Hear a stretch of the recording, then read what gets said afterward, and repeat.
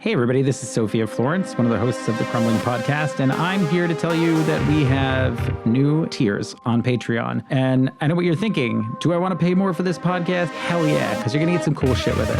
Our early supporter tier is now one of the new ones. Obviously, we have the old Help Us Grow one, which is just $3 a month. That gives you access to our episodes early and gives you access to our special episodes called Crumbs. The early supporter tier, which is $6 a month, gives you early access to the episodes like the other one, gives you some exclusive behind-the-scenes content. So there could be clips, bloopers, more other things that we'll be adding to the Patreon. A physical sticker pack, which is fun and themed designs produced by our illustrator, Chris Terendi. Patreon-only updates and polls that'll help shape our future content. So that'll be really exciting if you want to kind of be more of an active participant in what we're doing here. And it's, just kind of a perfect thing for fans who want a sneak peek and exclusive goodies. There's some really fucking cool designs. I can't wait till y'all see them. If you want to go a little bit more than that, we have the super fan tier that is $20 a month. That gives you early access to all the episodes. It gives you those behind the scenes episodes and extras. It'll give you access to something that the other ones don't have, which is a limited edition t-shirt. We've got one right now. It's super cool. I am not even going to show it to you guys. Probably have more designs over the years. If you want the shirt, come get it. It's $20 a month for that. Ideal for anyone who loves merch. They want to, tell people about our podcast and they don't want to actually talk about it. Some of us are introverts. You don't want to talk about shit. You just want to be a billboard, and I'm cool with that. And also, it's the same art that's on the stickers. It is super rad, and 40% of the tier's proceeds go directly to supporting our illustrator's work. That is Chris Terendi. He's at Chris Terendi, Tirendi art.com. ChrisTerendiart.com. Give it a look. I hope that some of you will join, and I hope that you will take part in some polls and tell us what you want. We want to make the content that you want within the confines of the stuff that we like to do. Please go to our Patreon, patreon.com/The Crumbling Podcast, and join today.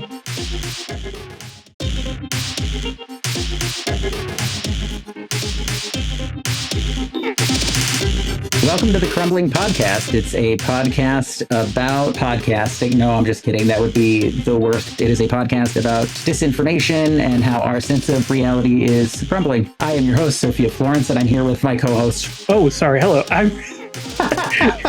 It's Damien. Very fun. Hi, nice to meet you, Kat. I am V. Glad to hear. Hi, V. Today is an awesome day. We are joined by a friend of mine who is absolutely brilliant journalist and researcher, who is also a congressional candidate in Illinois 09. Please welcome to the show, KATch Abughazaleh. Thank you so much for having me. Glad to be here. Thanks. How are you doing today? I am good. I've been doing stuff nonstop, as is campaign life. And for the listeners' knowledge, we have been so excited, Sophia and I, to record this for months. So I'm very glad to be here. Hell yeah. We're super happy to have you on here. I feel like we couldn't do a podcast about disinformation in America without talking to you. Like, it just... That's the greatest honor. Also sad. Sad that could be, that this is such an issue. We need podcasts for it. Yeah, did not want to start this show, just kind of felt like I had to. I understand that. I understand that feeling very well. Yeah, so... it's not easy to live through a roller coaster ride like the epistemic collapse. Yeah, I just want to start this off by asking if you're okay, because we've seen the footage last week of someone guarding an ICE facility, presumably someone working for ICE or DHS more broadly, assaulting you in broad fucking daylight, and that happened multiple times over the past few weeks. Can you tell us how you're feeling and let us know what's going on there?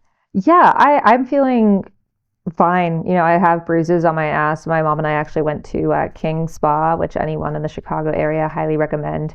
And we were like, I think every woman in this bath house area thinks that I am a victim of domestic violence. And it's yeah, but not domestic violence, interpersonal, domestic violence, governmental. And what I always want to stress to people is getting thrown on my ass, not the first time, the third in a week's period, but that doesn't hold a candle to what the people in that facility are going through. That's why we're out there protesting, to get it shut down and to get these people reunited with their families and to hold ICE accountable because they are committing crimes against humanity. Yeah.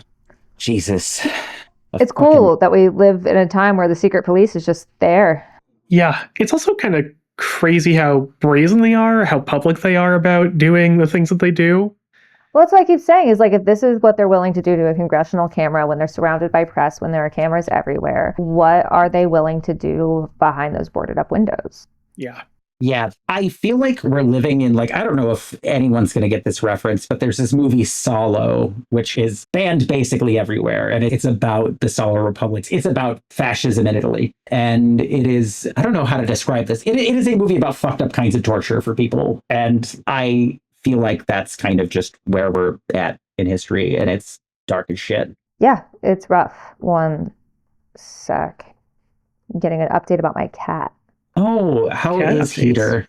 She is great. We found out earlier, we got a blood test, and she has the most aggressive type of feline leukemia, which is not a cancer, it's a virus, but it really puts her at higher risk to get sick and to have cancer. And she got sick a little bit ago, and now she's better. Oh, I'm so glad. Well, I'm not glad about the leukemia part. That fucking sucks. That's what I thought you were saying. I thought you were saying you were glad that my cat is feeling leukemia. No, I am very glad that she's doing okay right now. Heater is incredible. Big fan. Actual member of the Heater fan club. It's yes, real. You are. Yeah. It's real. I get the emails. V, would you like to ask the next question? Yes, apologies. I saw you get thrown, and I'm really sorry about that. That was really every shitty. single person in the world saw that. I went to get Indian food last night at about a nice favorite Indian place, and they came out with a whole plate of fried okra, and they were like, we saw what happened, and we just want to give you this okra. And I was like, damn, thank you. Come out to Broadview, 1930 Beach Street, 7 to 9 a.m. Friday morning. Yeah. Wow. Amazing. Perfect. That's a Literally discipline. perfect Let's situation. go. Yeah. Recruiting method. Shittiest recruiting method ever, but also. Look, that's what you got to do when you have a platform and privilege, and when you are a 5 foot tall blonde woman. People get really. I felt like Upton Sinclair a bit of aiming for people's hearts, and you hit them in the stomach, and it's like aiming for bringing attention to basic human decency. And to be fair, seeing a dude throw a woman to the ground, they love beating women, don't they?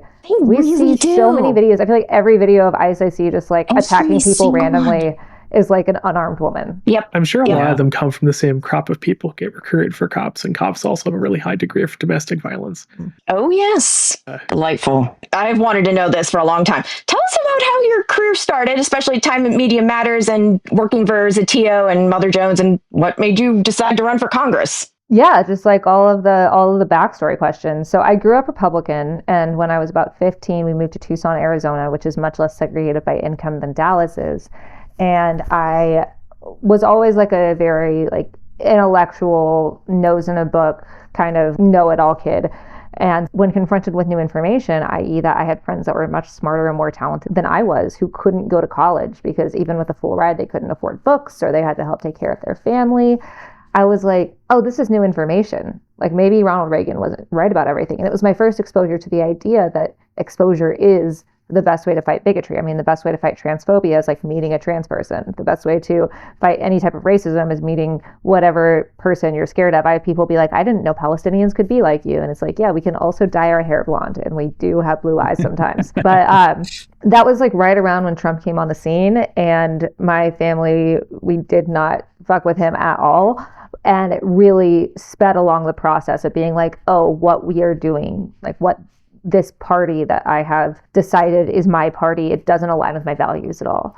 And so that's how I got started in looking into progressive politics, and how I started wanting to devote my life to that. I went to college to either become a foreign service officer, which means working at an embassy and being a diplomat, or working in a big legacy media company as a journalist. And then I graduated into the pandemic in 2020, and I was very disillusioned with our government and legacy media. And so I started looking for jobs that aligned with my values. I actually found the Media Matters job on this job board called Jobs That Are Left. And I applied to be a night shift researcher, which means we watched Fox News and some other channels every day from 4 p.m. to 11 p.m.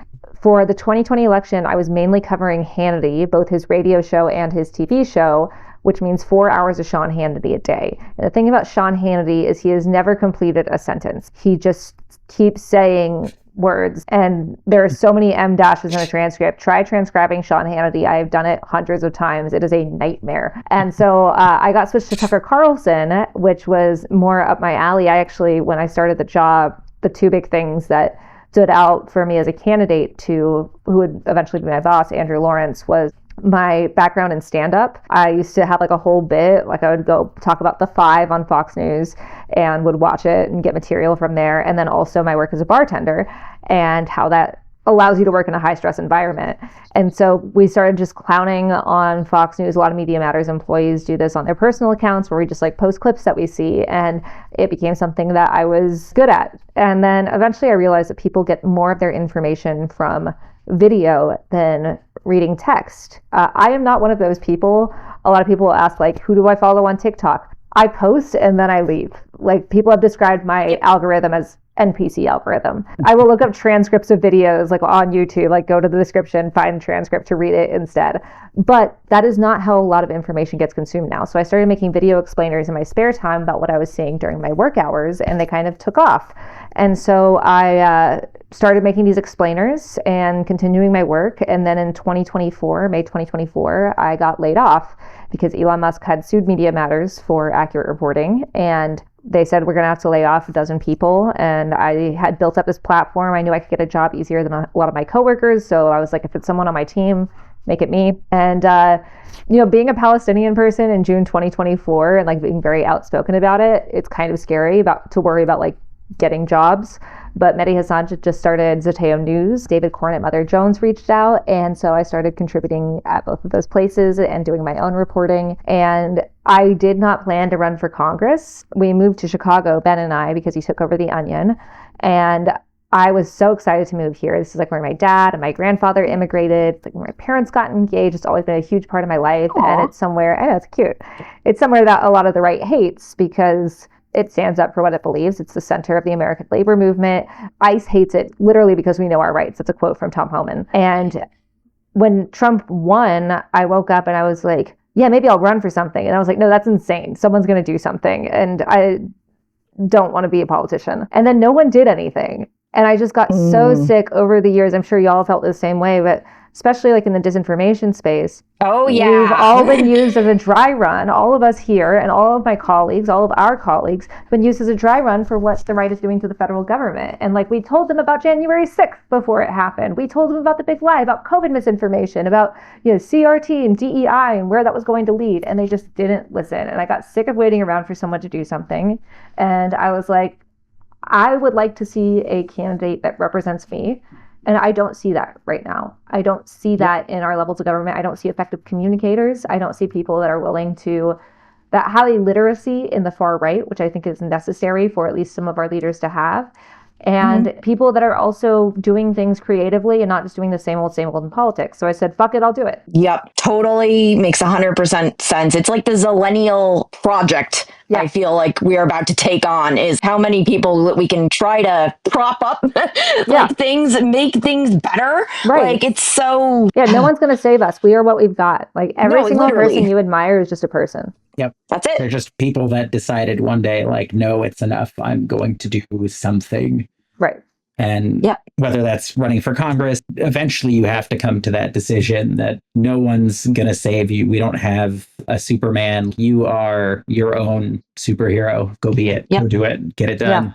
Exactly. True story. Ben is one of the reasons that I do now what I do. So, really? Oh, he would love to hear that. Oh, good. Like I admired him for years. So yeah, and he got into this work because he had his college roommate. His girlfriend was one of the first live streamed executions. She was murdered while reporting, and that just made him be like, "Oh my God, no one is doing coverage on what brings people to do this," and. That's how he became one of the first people like that was really reporting in this space and understanding what was happening, and has inspired a lot of people, including me, like far before I met him, to be in this work. Yeah. Sorry, I'm just simping for my boyfriend a little bit. Please. No, it's good. So for your boyfriend. We're all Ben Collins here. Listen, the Onion's good, and what he's doing with the Onion is good. Exactly. It's no joke. When I would cover Fox News, like we would have other channels on. I've gotten really good at listening to 3 audios at one time. So I'd have like CNN, MSNBC, and Fox News to compare narratives. And like I had such a crush on him. It's so embarrassing. But yeah, what he's doing with the Onion is awesome. Everyone I could never. Bad pedophile. Yeah, and I honestly we're recording from Connecticut. All of us live in Connecticut. I also live in Connecticut. Hell yes. I don't live in Connecticut. I'm sorry, guys. I'm not that Okay. much of a Join carpetbagger. us! I don't live in Connecticut. Yeah. No, you're next door. Yeah, Also, Damien apologies, you moved might hear singing. My partner is in the shower and singing. It's leaking through That's the so door. cute. That's adorable. That's adorable. Adorable. You're part I of love Long it. Connecticut. How's that? Both of you. You'd have to Technically. go in a really weird direction for it to be Long Connecticut. Have you not seen the map from like the 1800s? No, I have seen it. Wouldn't Okay, apply all right, where- good. where It's David crazy is. that you were Yeah. It would apply to Chicago, though. It would. It would. It's crazy Yeah, that so the it's the media weird. that how Connecticut is the friends we make along the way. Sorry, Damien. Go ahead. Yes. No, it's okay. It's okay. I remember seeing that job circulating for Media Matters back during the pandemic because I was like desperately really? looking for other jobs. And I beat you. no, I didn't apply because I was like, Sure. I am already tuned into way too much COVID disinformation as a local health reporter, and this would be worse. So I'm just gonna because I have a distinct memory of like half writing a cover letter and then just deciding not to.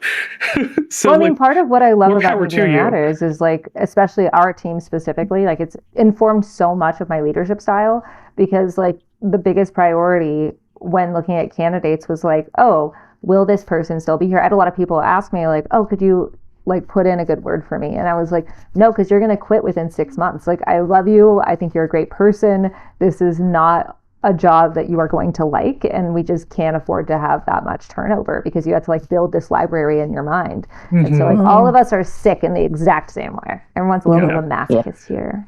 I get that. I think that's most of us running this place. I hate to bring us back into a question, but like I don't know where to go from there, so I'm just going to bring up the next question. Let's do it.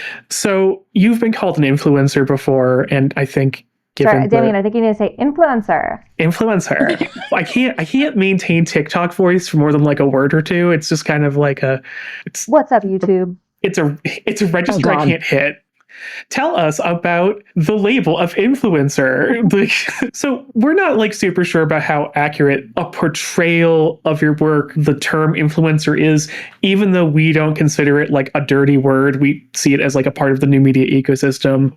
Since you did so much research at Media Matters and consider your time following the influencer landscape, would you rather have people refer to you as a researcher, as a journalist, as an influencer? Like, what do you prefer? Or is it like some sort of hybrid? That's a great question. I've never ascribed the term influencer to myself. And like y'all, it's not because I think it's like a bad thing. Like this isn't a knock on any influencers or like podcasters or whatever people want to call themselves or whatever people do, because these are all very real jobs in the digital landscape. But I use the term researcher and journalist. Like I have original reporting. I did a whole piece for Mother Jones about Florida's sex ed system. And at Media Matters, I did a lot of research heavy stuff. A lot of my original reporting was more on my personal channels. But that's how I describe it. And I think what happens here is there's a lot of misogyny anytime anything new comes along. And influencer is inherently seen by like people in power, and especially men in power, as something that's like feminine and should be shamed, especially because a lot of the influencing space is like young, attractive women that are selling X, Y, or Z. And once again, that's your hustle, and that's totally fine. That's not really what I do, but that's not a knock at anyone. But they see a young woman on camera talking, and they're like, oh, so that's influencer. And I've used the term creator before, especially talking about my more like comedic heavy things. But really, like what I am at my core is a researcher and journalist. And in 20, 30 years, this will be seen as kind of the default for journalism. And I think the fact that a lot of people, and certainly not just myself, have looked at our world and been like, oh, people aren't getting their info where they used to.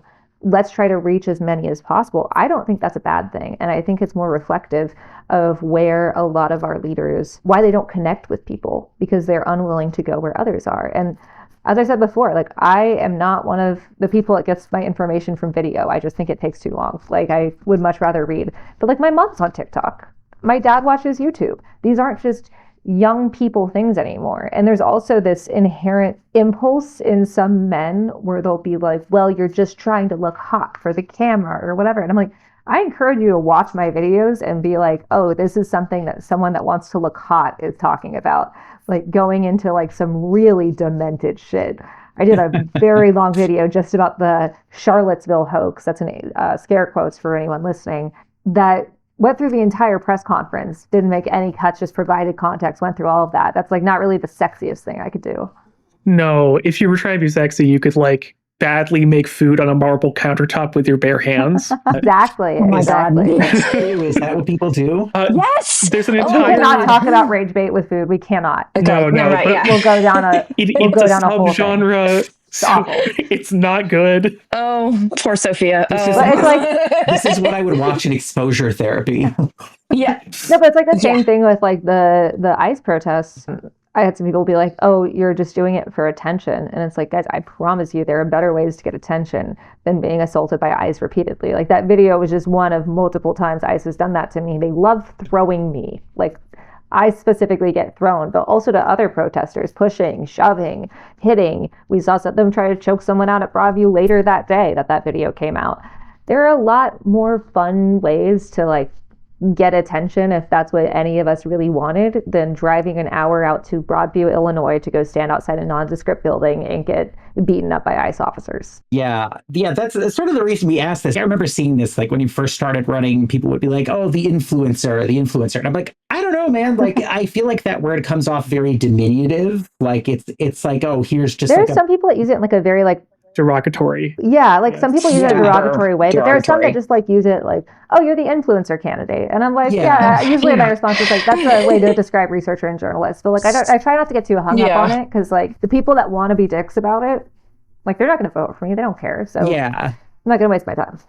Yeah, for sure. But I do feel like it is used as like a rhetorical tool to like kind of push somebody into a box that they may not necessarily fit that well. That has maybe pejorative connotation. So like, that's sexist. I mean, like everything that women start doing, which like teenage girls, if for anyone that doesn't know, have created the most words in human language out of any other demographic. And yet teenage girls get harped on all the time. I think a lot about, this is just like kind of a rant now, but of Twilight. And remember how many dudes used to just like bang up on Twilight. And like, look, Twilight, it's a bad book. I love it. It's bad. It is a bad series and I enjoy it. But have y'all ever read Ready Player One? It's really bad. It's unreadable. It's I've never awful. read it. It's terrible. It's one of the most unreadable pieces of literature I've ever read in my life. And it's like, masturbatorily bad. Beautiful. Yeah. Oh no. Wow. It's pretty much just all 80s references and self-inserts. Is Ready Player One like I think I saw that there was a movie for that. This is male power fantasy in video games, the movie. Yeah, when the female lead comes book. out and they're like, she's not like an avatar anymore. Her big thing that she's so insecure about, she has like a scar or a birthmark on her face and is like a little bit heavier. And he was like, but I still think you're beautiful. The reality of Ready Player One, like the digital reality, revolves around someone being such an 80s trivia nerd that they are given like the keys to reality so they can control it. Because that's and then how in we Ready set Player up, 2, he discovers immortality because he knows so much 80s lore. Yeah, it's really... I have a lot of friends who are extremely nerdy. I know, shocker, right? But like, it's the worst book I've ever read. They legitimately could not take it and like treat it as if like you were holding up a cross to a vampire, you know? Like it's just like... It is the worst book I've ever read, and I've read multiple books written by Fox hosts. Oh my God. Wait, have you read Rush Revere? You have an incredible pain tolerance. I do. I'm a masochist. That's what it is. God. Kat, have you read Rush Revere? No. So Rush Limbaugh did like children's books about him as a time-traveling talking horse. I'm honestly surprised this wasn't in my bookshelf as a kid. The only reason I know about it is because my grandmother tried to give it to my younger sister at Christmas, like the full set. And my sister was very polite and just kind of like pushed them away because she could tell by the looks on everybody's faces that this was not something she should open. Incredible. But they are atrocious. So if you're looking for another atrocious book, oh, yeah, I got a lot of time to read now, especially if I'm going to read that. Definitely during a campaign, it's very easy, lots of free time. Sorry. God damn, everything's awful sometimes. So our show is specifically about disinformation and its consequences, especially the dehumanization that comes through disinformation. You were fairly early in warning about the rhetoric that was coming out of lots of disinfo circles and the move from dog whistle to outright white nationalist talking points and violence. Do you feel like there's any bringing some of those people back to a shared reality? Like in terms of like the major figures? No, I don't mean like the people who are like grifting. I mean like their audience. Like how... I do. So here's the thing.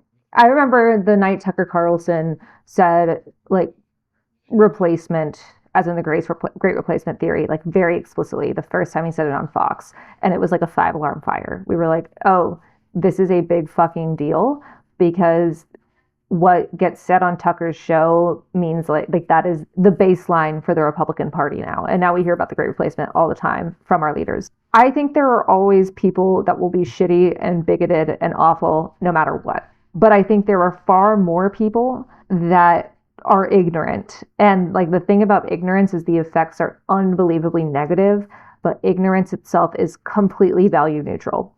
And you don't know what you don't know. Like I didn't know about the Osage murders until I watched Killers of the Flower Moon. And I used to camp in Oklahoma as a kid. And like there would have been no way for me to find out about that just existing on my own. And it kind of goes back to what we were saying of like the best way to fight bigotry is exposure to whatever population you're scared of. So conservatives play comms on easy mode. They just try to hack the fear center of your brain. And that is the most base human emotion. Sophia and I have talked about this for a long time. Before I ran, I was working on this script for a video called Why Trans People, too, because I get asked all the time, like, why do we talk so much about trans people from like the left and the right? And I was working on this script for like a long ass video to be like, you should care about people for their basic humanity, but like this is not me trying to lecture you. If you've never met a trans person, or a trans person that you know is a trans person, or is not, comfortable being openly trans, but if you think you've never met a trans person, you might be more willing to believe misinformation about them. And people like Rupert Murdoch spend billions of dollars every year to keep you in that bubble. So that way they can keep playing the fear center of your brain. And then additionally, conservative leaders make sure our material needs aren't met, which make people even more scared. And so when they say all the problems in your life are because of X, Y, or Z, trans people, immigrants, Jews, Palestinians, whatever it might be, your first instinct is to agree with that, because there has to be some reason this is happening. So if you can't care about trans people for their basic dignity, which I can't stress enough, you should. Think about it this way. Every authoritarian regime goes after queer people, immigrants, and visible minorities first. One of the first things the Nazis did when they took power was burn down the Library of Gender and Sexuality, and then use that library as an example for how the Jews are poisoning, the morality of society. We are seeing this again right here. We are seeing the demonization of trans people at a rate we've never seen in the United States, which says something, because we are a homophobic country. We have a long history of homophobia and transphobia. And then additionally, in addition to this demonization, trying to frame it about just around women's sports, when it's like you couldn't name 5 female athletes, or just about protecting our kids when trans kids are killing themselves at record rates, they start going further and saying, well, we should deny them medical care, but just for the kids. Oh, but now it's the adults. And this company showed a trans person in an ad, and so we should get this company shut down.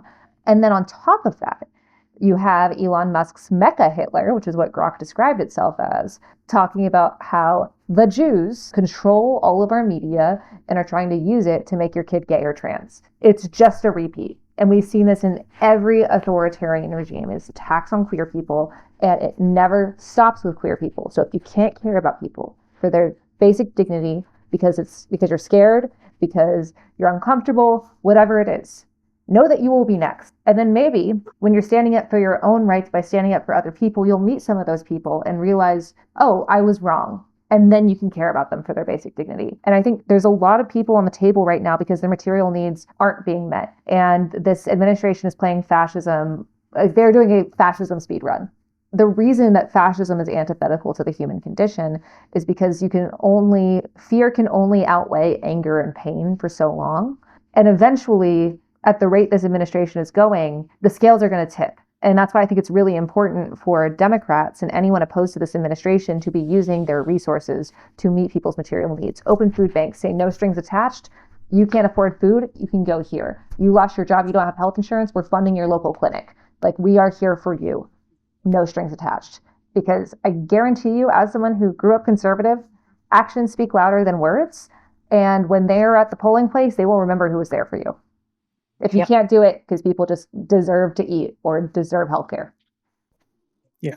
On a similar vein to that, where do you see there being policy or legal prescriptions to like corral in the disinfo or ameliorate it? You know, because I have certain thoughts as a journalist too. But I'm curious to hear about yours since you're firmly steeped in disinfo space. I would love to hear y'all's thoughts on this too. Like, I am very uncomfortable with the idea of the government litigating reality and determining what is real and what is not. In terms of like research, publishing your research findings, all of that, like that's immutable, but those are things that you are actively doing right now. When it comes to media, if Biden, for instance, I had a lot of people that misunderstand the fairness doctrines. When I was covering Fox, they would say Ronald Reagan is the reason Fox exists. And it's like, no, the fairness doctrine, which is something Ronald Reagan got struck down, was just about things that were on public airwaves. So it wouldn't affect cable news, or they'd say Fox is designated as an entertainment channel. That's not a real thing. Every channel on cable is entertainment, including CNN and MSNBC. And even if it was true, if Biden had used this fake doctrine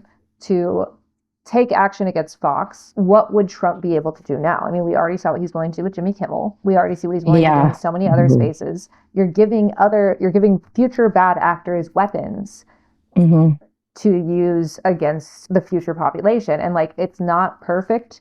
It's not awesome, but I have so much more hesitance to give the government the right to litigate. This is real. This is not. This is right. This is not. You can say this. You can't say that. I actually believe in freedom of speech. It doesn't mean that I get mad if people don't laugh at my jokes. It means that I don't think the government should have a role to say, you can say this or you can't say that. I do think that we need to have stronger restrictions on companies that do have rampant issues. I do think we need more moderation. I think that we need to have more figures on hate speech and also scales to show how much this is happening. A lot of the reason that Elon Musk sued Media Matters was because we had reporting from an entirely different department, by the way. I have no idea why he deposed me. That was talking about ads for major companies being put next to overtly pro-Holocaust content. And those companies turn a blind eye in a lot of ways, but in others, like having a measurable way to do that, to see that, may have had them pull out or change Twitter's direction earlier. I also think we need extremely strong protections against AI. I think that I think this is like one of the only things that we get bipartisan support if I'm in Congress, a legal measure to force online companies to ask if you consent to your information being used to train an LLM. Because just like how on your phone it says like, do you accept cookies? Like you have to be asked that. And also more disclosures of when things are created by AI. But I'd love to hear some of y'all's thoughts. I mean, personally, I've always been a fan of the enforced competition, anti-monopolist strain of this, right? So much of what's wrong with local news. Wait, Damien, real quick. Have you thought about if another company comes in and tries to also do the same thing a right-wing company is doing, that's actually Antifa treason? Have you considered that? I don't know what treason is. Antifa treason? Oh! You don't know what Antifa treason is? Wow, not a real American. Sorry, not a real patriot. I heard it as like a Latin word, Antifa. I was like, that's this just sounds like excuses to me. Yeah, no, I mean, like, but for real, I've worked for like a couple of newspaper chains, and I see the pernicious effect that they have on local news, especially if they're the one outlet in their market. You see a hollowing out of what gets covered at the state, what gets covered locally. I feel like this is also like a thing in television. Like big networks like Sinclair shouldn't exist as far as I'm concerned. And I also think that you need a robust model of nonprofit media in addition to an anti-monopolist stance in media regulation, But like, if that makes me an Antifa super soldier, then I guess, well, I miss the free six packs that came with that, like a chubby individual. Or the soup for your family. Yeah. Somebody bring me the six pack.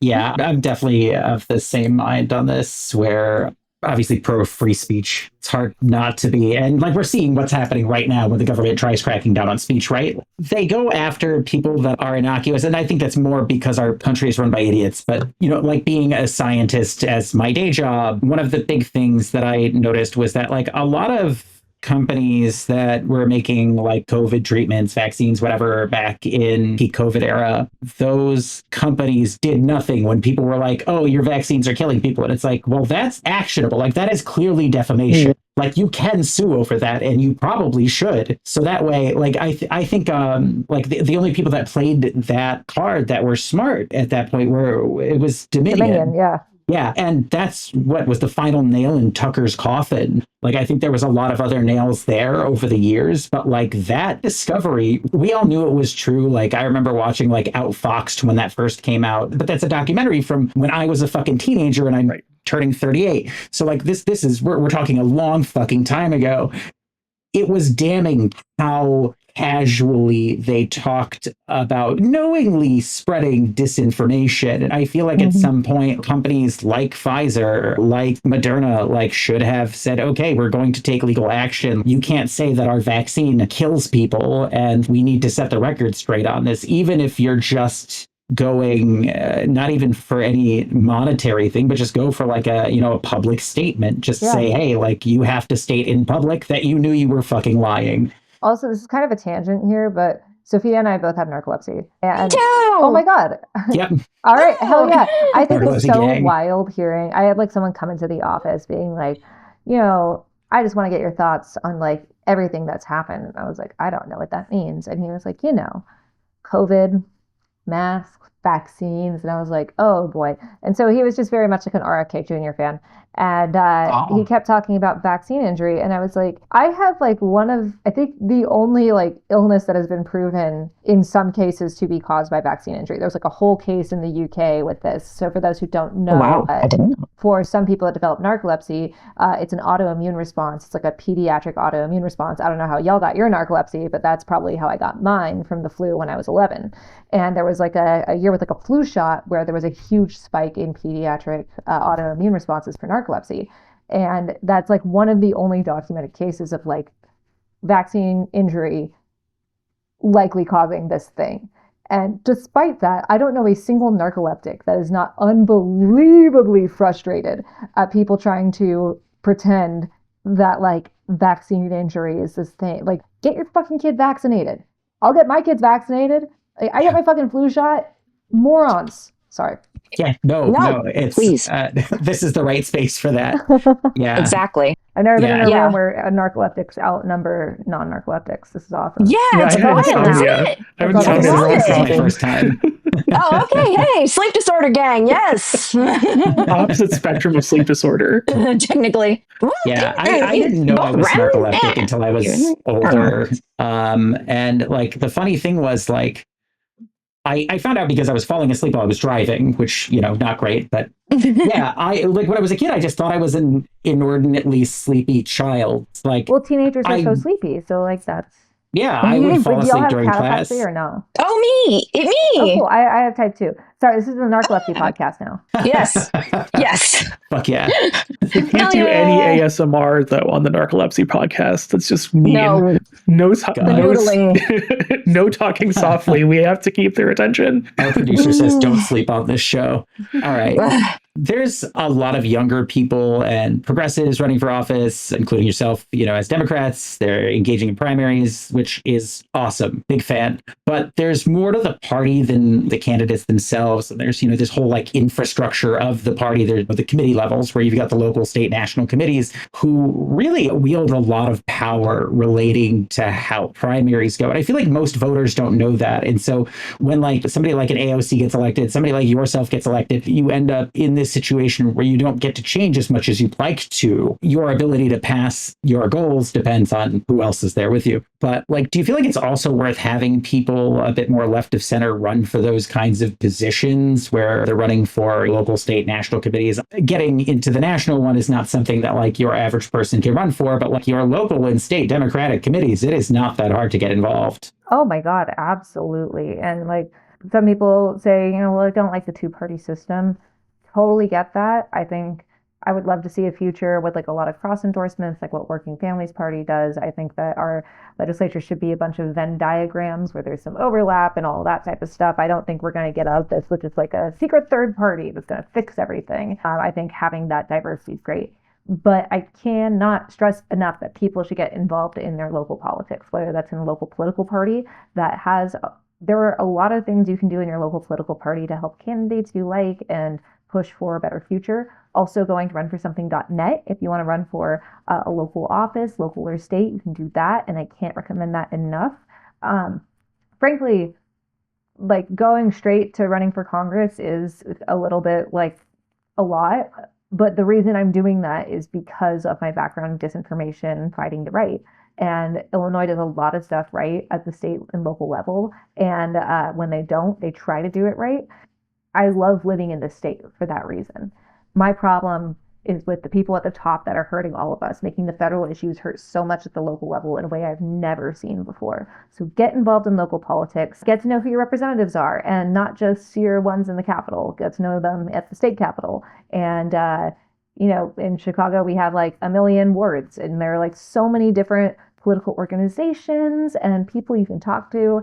And a lot of times the people at the very local levels, your aldermen, your committee people, all those people, they actually want to help you. My own alderwoman, Maria Hatton, she's awesome. It poured rain like a month ago, and I was waiting on the corner for a friend to pick me up after it. And I saw her pass by. She stopped her car to say hi, and she was mucking leaves and gunk out of all of the drains. Wow. Like, that's what people at the local levels do. Yeah, I have a friend here who's local. I shouldn't say local. She's a state level legislator. I've been at her house at 2:00 in the morning and she's answering emails. That woman is a fucking powerhouse. And It's one of those things where I'm always so impressed with like the dedication that some of those folks have. And especially because like some of these local positions, they don't pay well. Some of them don't pay at all. No, and that's a huge reason why a lot of young people and like not rich people don't run for office. You have to, like at the federal level, you have to essentially quit your job to properly campaign. But also, you still got to do a lot of that if you're running for a local or a state position, and then you win. And it's like, cool, your pay is $20,000 a year. Yeah. A lot of people can't afford that. Yeah. And unless you have half of the year off for some reason, there's very few jobs where you can pull that off unless you're like a consultant, which usually is like a higher paying gig. Right. And I've had that same thought, like if I could switch to consulting proper, like sure, I'd run for office, but like I don't know how I could afford to take the pay cut. For me, I don't have, like, my job is a conflict of interest. So I can't do any of my work. My only income is the Feed Our Fan Club that we mentioned before, which is a real thing, by the way. And I don't advertise it because I don't want to use this platform that I've gotten to run for office to do that. So like I get $650 a month, and I rely a lot on my partner, and I'm going into a bit of credit card debt. I checked my bank account today and I have like $729, not that I'm counting.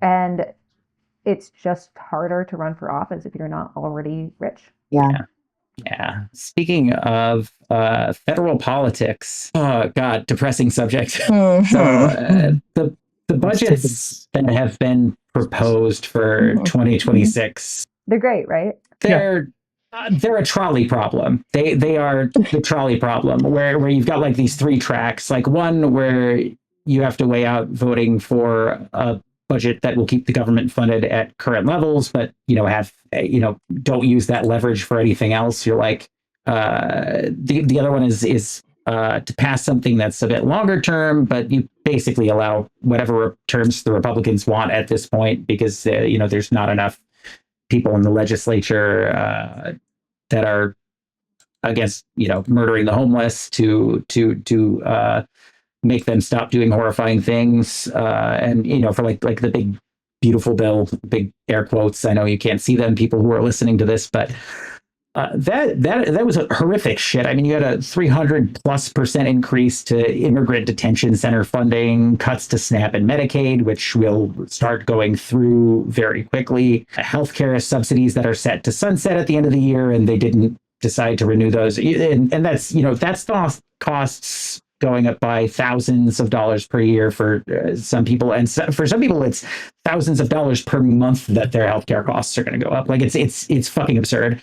And then like your last option is just government shutdown. which will mess up things like SNAP, like people's access to food, to certain kinds of medical care. Obviously, the government, our current government, is threatening to do massive reduction in force if there's a shutdown, like permanent reduction in force. Usually, people just get furloughed, and there's ways for them to get loans through certain credit unions that will pay them back later, or they'll pay back later, that are at either low or no interest, depending on where in the government you are. But government shutdown also sucks. So how did Democrats find a win there? Or is that even possible? Like, is there a way to win the trolley problem? That I don't think there's a way to win. What I do think is that you can't give permission for this. Republicans hold every single part of our federal government. If the government shuts down, that's on them. Additionally, if the government shuts down, that is when Democrats should come out with the $20 million that they want to spend to make Joe Rogan in a lab, to instead spend that on meeting people's material needs right now. Say, look, once again, if you can't do this because it's the right thing to do it because it'll help your chances. It'll improve the party image, like whatever you got to get you there, fine by me. But saying, we are not going to allow these people to abuse you anymore. And we know this is going to be hard. And that's why we are here. We are not here. You don't have to be a party member. You don't have to do anything. Just come get the food you need. We are funding your local clinic. We are here to support you. And we know that the government's not going to do it under Trump. And that's why we had to take it into our own hands. That's what I would do if I had a magic wand, and these were my only options. Hell yeah. I appreciate that. I've been thinking about that way too much the last couple of days, because like I have family and friends that work in the federal workforce, but I'm like, I don't know what else. I don't know how else you win that. Like, you have to say like, okay, like, yes, you need to refund Medicaid. You need to put money back into things, or we're not signing shit. Yeah. Like at some point, you just have to take the leverage you have. The idea of leverage. Yeah. They're allergic to winning. They've never seen the TV show Leverage. No, they haven't, have they? No. I know we got just a couple minutes left. Is there anything that you wanted to talk about that we haven't gotten to? Just want to, get on a soapbox for a minute and say whatever you want. Love soapboxes. They're so clean. I think what we're seeing right now is our leaders have failed us time and time again, and not in like the rhetorical way. I've gotten a lot of shit over the years for being like, hey, look, I don't like Trump, but we can't just tell Democrats they can do whatever they want and ignore us however they want, and we'll still vote for them because they're better than Trump, because then they have no incentive to actually do work. And this isn't to say every Democrat is like this, and there are lots that are trying to do what they can, but a lot of our leadership has grown complacent. And it is on us to show through our actions what the example should be, to pressure them to show up, to pressure them to change their positions, to pressure them to feel like they have something on the line. Running for office, you might not win. I might not win. But it makes people actually have to compete.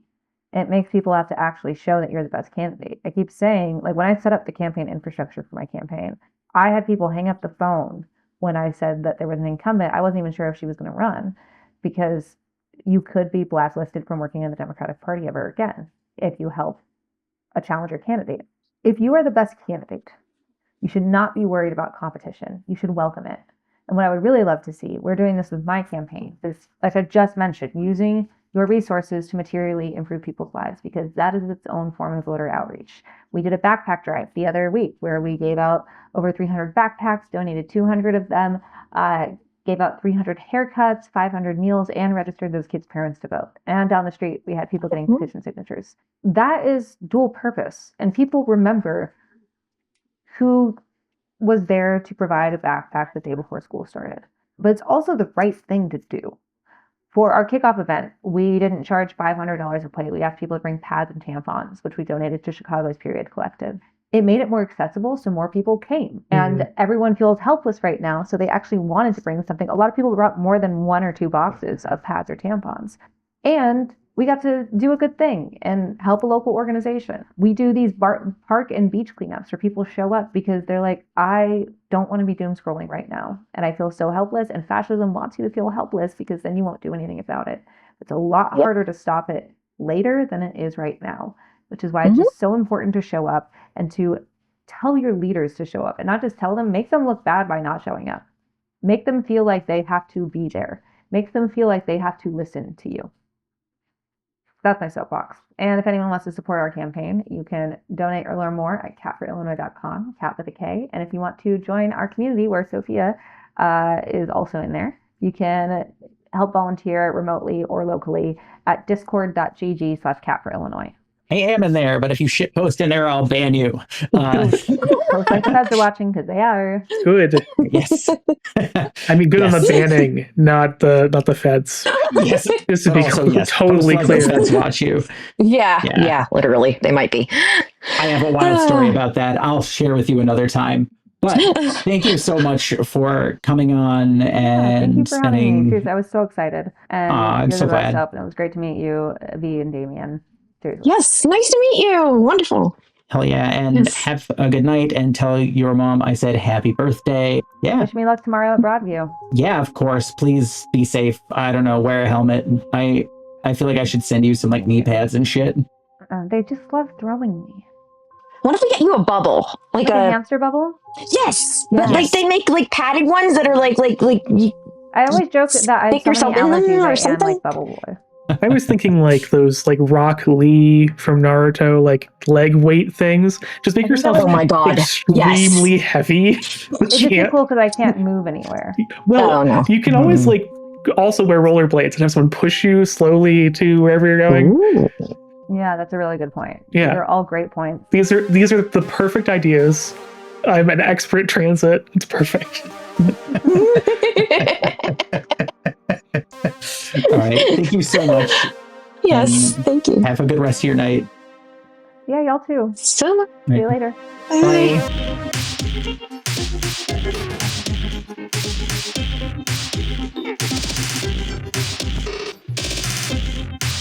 Bye.